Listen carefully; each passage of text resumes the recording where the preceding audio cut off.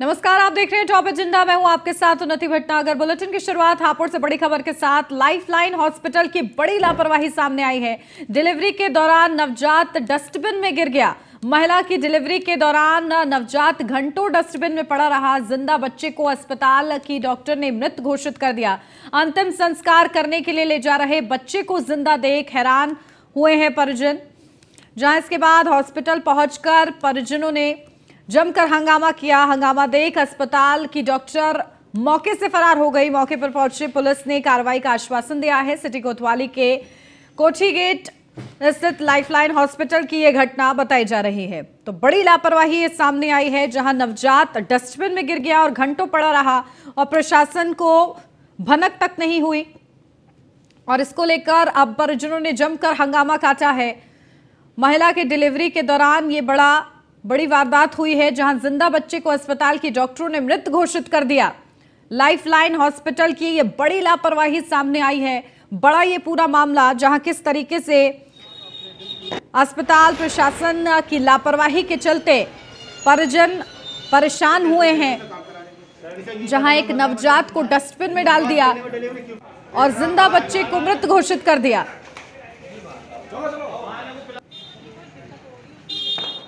तो lifeline hospital का ये पूरा मामला बताया जा रहा है। डॉक्टर मौके से फरार हो गए हैं। डिलीवरी के दौरान नवजात डस्टबिन में गिरा है। के दर्द हो रहे थे, गंदा पानी जा रहा था। मैडम को दिखाने के लिए आए, इन्होंने डिलीवरी बोल दी। घर वाले मना कर रहे थे, फिर भी इन्होंने कर दिया बच्चा। जिस टाइम बच्चा पैदा हुआ, बाल्टी में अपना बहुत जोर से गिरा जाता। ऐसे नहीं डिलीवरी में भी ले लेते। घंटों बाद उसे उसमें से निकाला। वो जिंदा था, इन्होंने मरावा करके दे दिया। दर्द हो रहे थे, गंदा पानी जा रहा था। मैडम को दिखाने के लिए आए,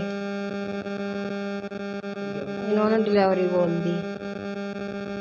घर वाले मना कर रहे थे, फिर भी इन्होंने कर दिया बच्चा। जिस टाइम बच्चा पैदा हुआ, बाल्टी में अपना बहुत जोर से गिरा जाता। ऐसे नहीं डिलीवरी में भी ले लेते। घंटों बाद उसे उसमें से निकाला।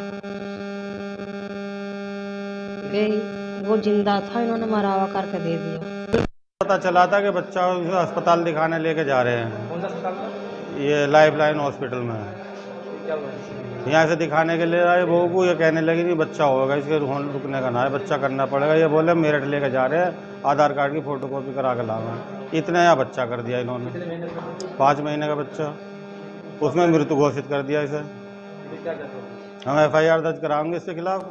आपको पता चला तो डिलीवरी के दौरान नवजात डस्टबिन में गिरा है। ये बड़ी लापरवाही सामने आई है लाइफलाइन हॉस्पिटल की, जहां किस तरीके से अस्पताल प्रशासन ने अनदेखी की है। खुले तौर पर ये बड़ी लापरवाही है। लाइफलाइन हॉस्पिटल का ये पूरा मामला है, जहां एक नवजात डस्टबिन में गिर गया और उसके बाद घंटों के बाद उसको बाहर निकाला गया और बच्चा जिंदा था, लेकिन उसे मृत घोषित कर दिया गया।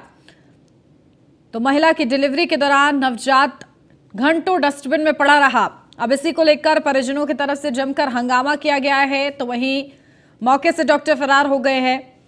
लाइफलाइन हॉस्पिटल का ये पूरा मामला सामने आया है। हापुड़ से ये खबर है। तो बड़ी लापरवाही है ये, जहां लोग विश्वास करके अस्पताल जाते हैं कि वो उनके साथ सही सलामत वो वापस आएंगे और सही से उनका इलाज होगा, लेकिन इस तरीके से लापरवाही अस्पताल प्रशासन की तरफ से बरती गई है।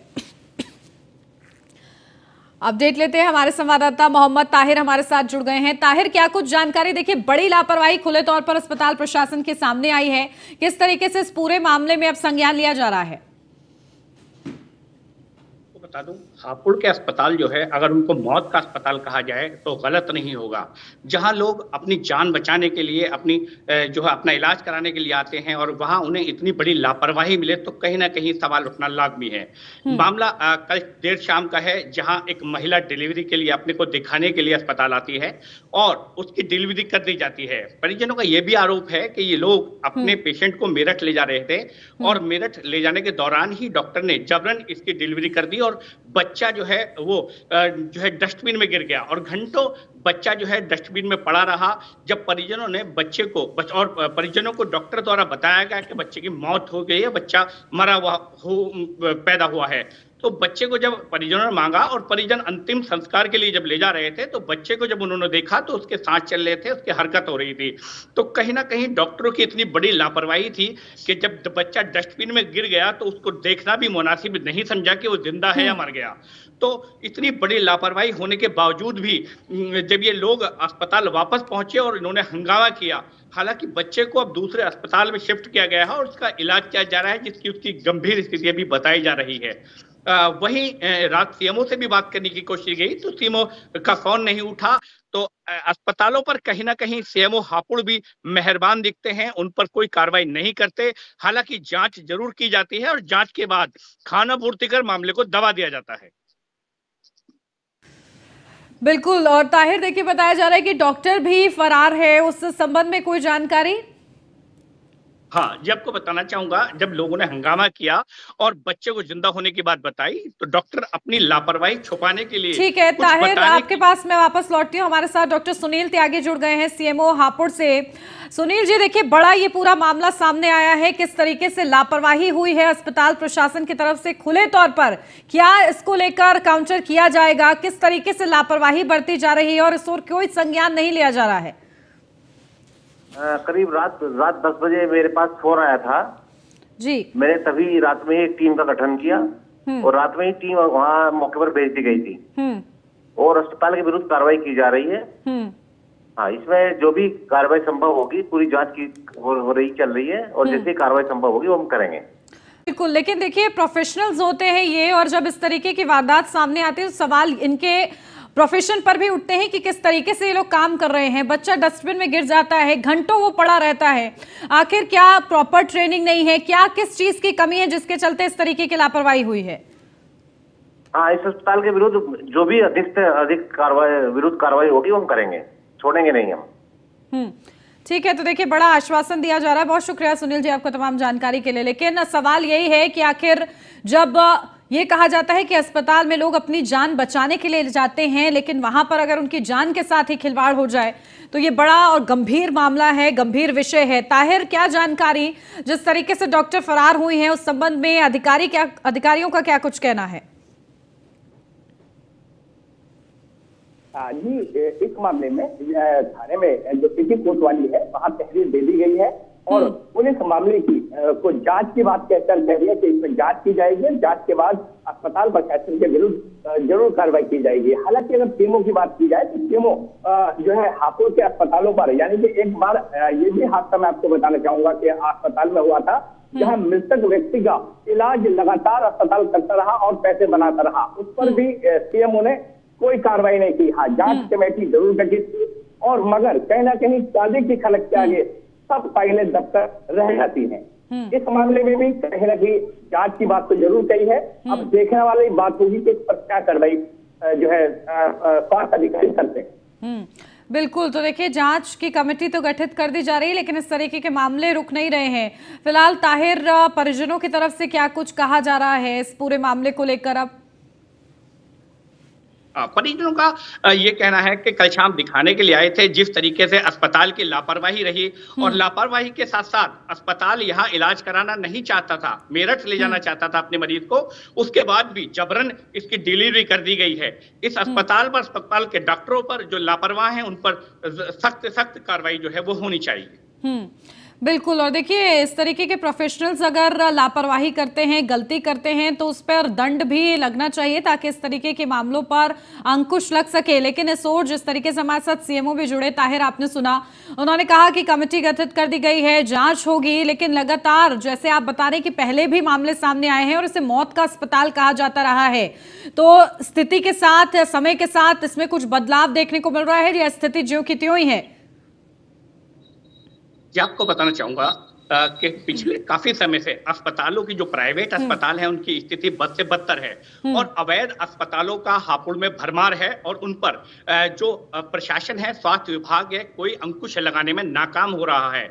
आए दिन इन प्राइवेट नौसिखिए अस्पताल के डॉक्टरों द्वारा लोगों की मौत की खबर आती रहती है। हाँ, जांच कमेटी जो है जरूर गठित होती है और जांच कमेटी गठित होने के बाद फाइलों में दबकर वो कमेटी जो है दबकर रह जाती है और उन अस्पतालों के विरुद्ध कोई कार्रवाई नहीं होती। हालांकि वो अस्पताल कुछ दिन के लिए जरूर बंद हो जाते हैं, उसके बाद बेरोक-टोक बेखौफ अस्पताल वो दोबारा चालू हो जाते हैं और उन पर कहीं ना कहीं जो स्वास्थ्य अधिकारी हैं वो मेहरबान रहते हैं। बिल्कुल, तो देखिए खुले तौर पर लोगों की जान के साथ खिलवाड़ हो रहा है, किस तरीके से इन मामलों पर अंकुश लगता है ये देखना होगा। बहुत शुक्रिया ताहिर आपका, लगातार नजर बना के रखिए खबर पर। बढ़ते आगे, केरल के मलप्पुरम में 25 से अधिक लोगों को ले जा रही एक नाव के पलटने से लगभग 20 से ज्यादा लोगों की डूबने से मौत हो गई है। यह हादसा तन्नूर के तुवलतेरम पर्यटन स्थल पर हुआ है। प्रधानमंत्री नरेंद्र मोदी ने मृतकों के परिवारों के प्रति अपनी संवेदना व्यक्त की है और प्रधानमंत्री राष्ट्रीय राहत कोष से 2 लाख रुपए की सहायता राशि देने की भी घोषणा की है।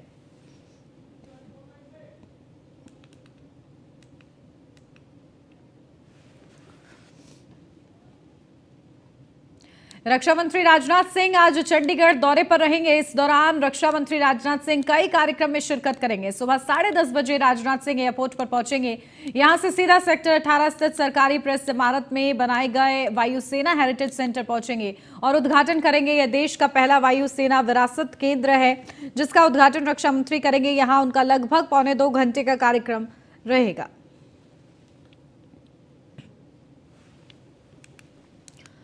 लखनऊ से अब खबर, सीएम योगी आदित्यनाथ के आज भी ताबड़तोड़ दौरे, जहां दूसरे चरण के प्रचार में कई जनसभाएं करेंगे सीएम योगी आदित्यनाथ। बाराबंकी, अयोध्या, मिर्जापुर, गोरखपुर में धुआंधार जनसभाएं करेंगे। बीजेपी प्रत्याशियों के पक्ष में मतदान की अपील भी करेंगे। सीएम योगी आदित्यनाथ के विशेष और तूफानी दौरे निकाय चुनाव के मद्देनजर, जहां सुबह 11:05 पर बाराबंकी रवाना होंगे सीएम योगी। 11:30 बजे जीआईएस मैदान बाराबंकी में जनसभा करेंगे। 12:25 पर बाराबंकी से मिर्जापुर जाएंगे सीएम योगी। 1:45 से बापू उपरौद इंटर कॉलेज में जनसभा करेंगे। 2:40 पर मिर्जापुर से अयोध्या जाएंगे सीएम योगी। 3:40 से 4:25 तक संगठनात्मक बैठक करेंगे सीएम योगी आदित्यनाथ। 4:35 पर रामकथा पार्क अयोध्या में जनसभा करेंगे। 5:20 पर हेलीपैड गोरखपुर पहुंचेंगे सीएम योगी। तो पूरा मिनट टू मिनट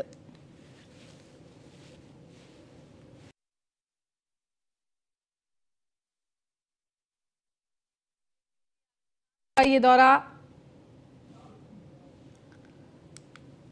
बेहद ही ज्यादा महत्वपूर्ण है, जहां इस दौरे के दौरान सीएम योगी आदित्यनाथ जनसभाएं करेंगे और भारतीय जनता पार्टी के प्रत्याशियों के लिए वोट की अपील भी सीएम योगी आदित्यनाथ की तरफ से की जाएगी। तो ये पूरा मिनट टू मिनट कार्यक्रम आपको बता रहे हैं। 11:30 बजे जीआईएस में मैदान में जनसभा होगी। तो 1:45 पर बापू उपरौद इंटर कॉलेज में जनसभा करेंगे सीएम योगी आदित्यनाथ। 2:40 पर मिर्जापुर से अयोध्या के लिए रवाना होंगे। 3:40 से 4:25 तक संगठनात्मक बैठक लेंगे सीएम योगी। 4:35 से रामकथा पार्क अयोध्या में जनसभा करेंगे सीएम योगी आदित्यनाथ। 5:20 पर हेलीपैड गोरखपुर पहुंचेंगे। तो सुबह 11:05 बाराबंकी रवाना होंगे सीएम योगी। विशेष उनके कार्यक्रम निर्धारित हैं।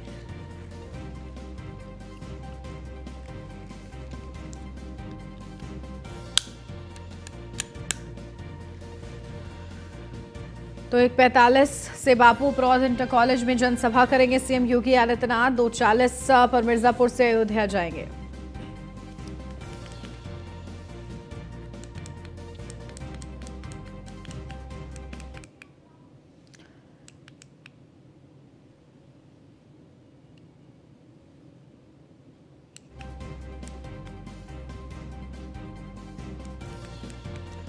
तो सीएम योगी आदित्यनाथ के तूफानी दौरे आज निर्धारित हैं, जहां सीएम योगी आदित्यनाथ निकाय चुनाव के दूसरे चरण की तैयारियों में जुटे हुए हैं और इस दौरान प्रचार प्रसार पर मोर्चा वो संभाल रहे हैं।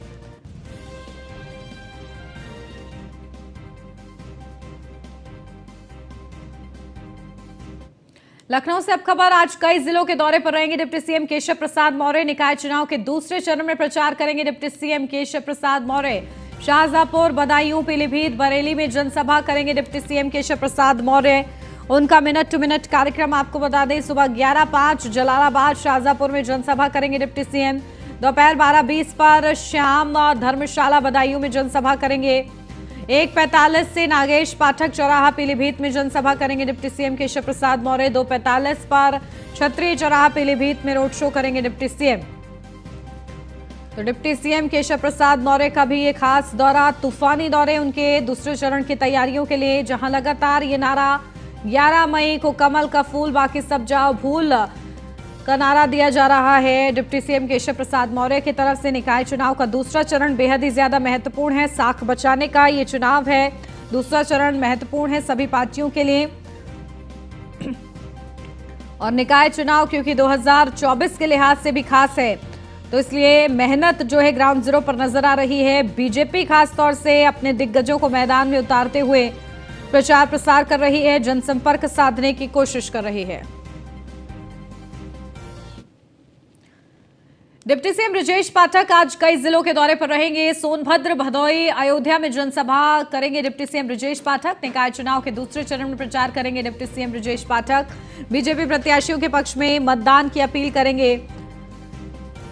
तो सोनभद्र, भदोई और अयोध्या में जनसभाएं करेंगे डिप्टी सीएम ब्रजेश पाठक। खास दौरा उनका निकाय चुनाव के लिए, ये ताबड़तोड़ प्रचार हो रहा है, जनसंपर्क साधने का प्रयास। बीजेपी प्रत्याशियों के लिए वोट की अपील करते हुए नजर आएंगे।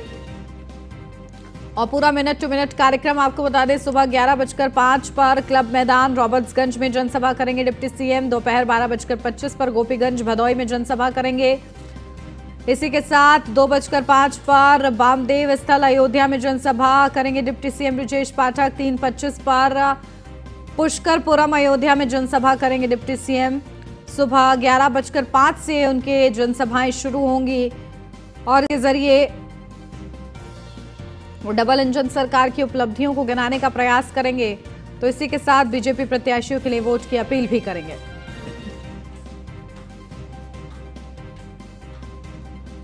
यूपी बीजेपी अध्यक्ष भूपेंद्र चौधरी आज कई जिलों के दौरे पर रहेंगे। अमेठी, अंबेडकर नगर के प्रवास पर रहेंगे भूपेंद्र चौधरी, जहां निकाय चुनाव में प्रत्याशियों के पक्ष में रोड शो और जनसभा करेंगे।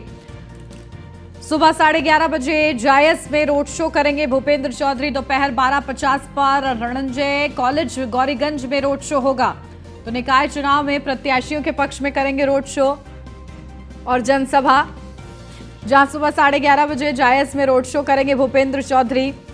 लगातार प्रदेश अध्यक्ष होने के नाते बड़ी भूमिका वो निभाते हुए नजर आ रहे हैं। निकाय चुनाव को लीड कर रहे हैं, रणनीति के साथ आगे बढ़ रहे हैं, क्योंकि 2024 की दिशा तय करने वाला ये निकाय चुनाव है और इसके लिए भूपेंद्र चौधरी भी ग्राउंड जीरो पर आज भी मोर्चा संभालेंगे।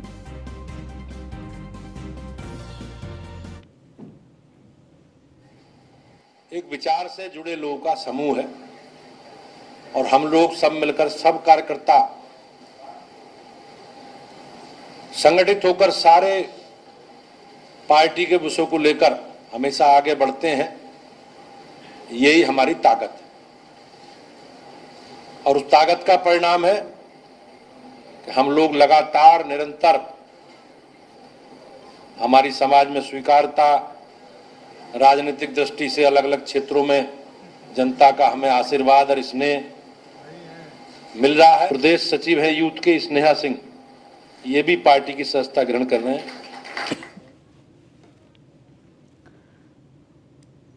हाथरस से अब खबर, जिलाधिकारी और पुलिस अधीक्षक के नेतृत्व में फ्लैग मार्च निकाला गया। नगर निकाय चुनाव के मद्देनजर आरएएफ और पुलिस के जवानों ने निकाला फ्लैग मार्च। जवानों ने शहर के बाजारों में फ्लैग मार्च किया, लोगों से भयमुक्त और निडर होकर मतदान करने की अपील की, चुनाव में बढ़ चढ़कर मतदान करने के लिए प्रोत्साहित किया।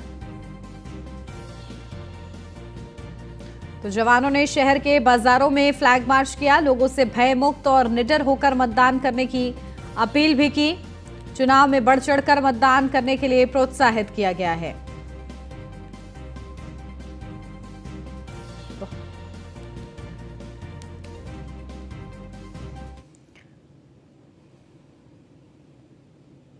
भारतीय कुश्ती संघ के अध्यक्ष बृजभूषण शरण सिंह का विवाद रुकने का नाम नहीं ले रहा है। एक और जहां महिला पहलवानों के समर्थन में खाप चौधरी आए हैं, तो वहीं अब राजपूत स्वाभिमान मंच ने कुश्ती संघ के अध्यक्ष बृजभूषण शरण सिंह के समर्थन का ऐलान कर दिया है। राजपूत स्वाभिमान मंच के प्रदेश अध्यक्ष कुंवर कुलदीप सिंह ने टिकैत यूनियन और खाप पंचायतों को चेतावनी देते हुए कहा है कि बृजभूषण शरण सिंह का अपमान न करें। राजपूत स्वाभिमान मंच के प्रदेश अध्यक्ष कुंवर कुलदीप सिंह ने भारतीय किसान यूनियन टिकैत पर निशाना साधते हुए कहा है कि इनका तो काम ही देशद्रोही ताकतों के साथ मिलकर आंदोलन चलाने का है। उन्होंने कहा है कि पिछली बार इन्होंने इतना बड़ा आंदोलन क्यों किया, मुझे आज तक समझ नहीं आया और उससे उनको क्या हासिल हुआ। तो वहीं उन्होंने टिकैत यूनियन की ओर इशारा करते हुए कहा कि ये बीच में कूद रहे हैं। हम तो नहीं कह रहे हैं कि हम तो एक मांग करते हैं, अगर बच्चियों के साथ कुछ हुआ है तो बृजभूषण शरण सिंह को सजा होनी चाहिए और नहीं कुछ हुआ है तो वह गलत है और उनके पीछे जो ताकतें हैं इनको लड़वा रही हैं, इनको फोकस बनाकर इनको विलन बना रही हैं, उनको सजा मिलनी चाहिए। ये कुश्ती फेडरेशन और खिलाड़ियों का आपस का मामला है। खिलाड़ियों ने कुश्ती महासंघ अध्यक्ष पर अपने यौन शोषण के आरोप लगाए हैं। अब से पहले वो जनवरी में धरने पर बैठे थे। जनवरी में उन्होंने कहा था कि हम लोग अध्यक्ष के कामकाज से संतुष्ट नहीं हैं। उसके वजह से खेल मंत्रालय ने एक कमेटी गठित की थी। उसकी अध्यक्ष मैरी कॉम, जो खुद एक एथलीट हैं, वो थी। एथलीट जो मैरी कॉम की अध्यक्षता में हुई थी, उसमें बयानात हुए, सब चीज़ हुई। उसमें एक अंग्रेजी अखबार के माध्यम से ये पता चला है कि विनेश फोगाट जो पहलवान है, उनके बयानों में विरोधाभास पाया गया, क्योंकि उन्होंने ये कहा था कि 2015 में अध्यक्ष जी ने मेरे साथ गलत तरीके से छुआ, जबकि फिर पाया गया कि 2015 में, जहां टर्की की जो घटना बता रही हैं, 2015 में टर्की में अध्यक्ष जी गए ही नहीं थे। अब इसके में राजनीतिक रूप को रंग दिया जा रहा है कि लोक दल के अध्यक्ष जयंत चौधरी जी वहाँ पहुँच रहे हैं। अभी भारतीय किसान यूनियन के जो टिकैत वाली यूनियन है ये गए हैं, सरुखाप पंचायत गई है। तो इसे जाट वर्सेस राजपूत क्यों बनाया जा रहा है, मुझे ये समझ में नहीं आ रहा है। मैं इस चीज़ से बहुत जो है आहत हूँ कि जाट, क्योंकि जातीय विद्वेष फैलाने में इन्हें क्या मजा आ रहा है। खिलाड़ी होता है, खिलाड़ी का कोई धर्म नहीं होता है, लेकिन उन्हें केवल इसलिए कि राजपूत अध्यक्ष है, बृजभूषण सिंह राजपूत है, तो राजपूत स्वाभिमान मंच का ये कहना है कि अगर आप इसीलिए कि लड़कियां महिलाएं जाट हैं और अध्यक्ष राजपूत है, आप इसीलिए जो है जंतर मंतर में उन्हें समर्थन दे जा रहे हो, तो गलत हो। हम भी बृजभूषण सिंह को समर्थन देते हैं। फतेहपुर से अब खबर, जमीन विवाद में दो पक्षों में चली गोली लगने से एक की मौत, 2 लोग घायल को अस्पताल में भर्ती कराया गया है। जमीन को लेकर काफी दिनों से विवाद चल रहा था। हुसैनगंज थाने के सिरसी गांव का ये पूरा मामला बताया जा रहा है। तो गोली लगने से एक की मौत, 2 लोग घायल हुए हैं। जमीन को लेकर काफी दिनों से विवाद चल रहा था। हुसैनगंज थाने के सिरसी गांव का ये पूरा मामला है। घायल को अस्पताल में फिलहाल भर्ती कराया गया है। तो जमीनी विवाद के चलते ये बड़ा मामला हुसैनगंज थाना के सिरसी गांव का सामने आया है, जहां जमीन विवाद में 2 पक्षों में गोली चली है और इसकी वजह से गोली लगने से एक की मौत हो गई है, 2 लोग घायल बताए जा रहे हैं। 8 तारीख को करीब 1 बजे थाना हुसैनगंज के सिरसी गांव में एक जमीनी मैटर को लेकर के 2 पक्षों में विवाद हुआ। झगड़ा होने पर एक पक्ष ने तमंचे से फायर किया, जिसमें एक व्यक्ति को गोली लगी, जिसमें प्रेम सिंह नामक व्यक्ति की मृत्यु हो गई। प्रेम सिंह के परिवार ने 5 लोगों के खिलाफ तहरीर दी है, जिसमें मुकदमा पंजीकृत किया गया है और दबिश देकर 3 लोगों को गिरफ्तार कर लिया गया है। आगे जो भी तथ्य सामने आएंगे उनके विरुद्ध कानूनी कार्रवाई की जाएगी। संभल में स्वास्थ्य विभाग की बड़ी लापरवाही की तस्वीर सामने आई है, जहां चिकित्सक ने गर्भवती महिला का ऑपरेशन कर गर्भाशय निकाल दिया। परिजनों का आरोप है कि चिकित्सक ने बिना बताए गर्भवती महिला का गर्भाशय निकाल दिया। गर्भाशय निकालने के बाद चिकित्सक मौके से फरार हो गए। गुस्साए परिजनों ने अस्पताल में जमकर हंगामा किया और पीड़ित परिवार ने सीएमओ को फोन पर शिकायत की। परिजनों ने इस मामले में कार्रवाई की मांग की है। वहीं पूरे मामले को लेकर मुख्य चिकित्सा अधिकारी डॉक्टर तरन्नुम रजा को भी जानकारी दी गई है।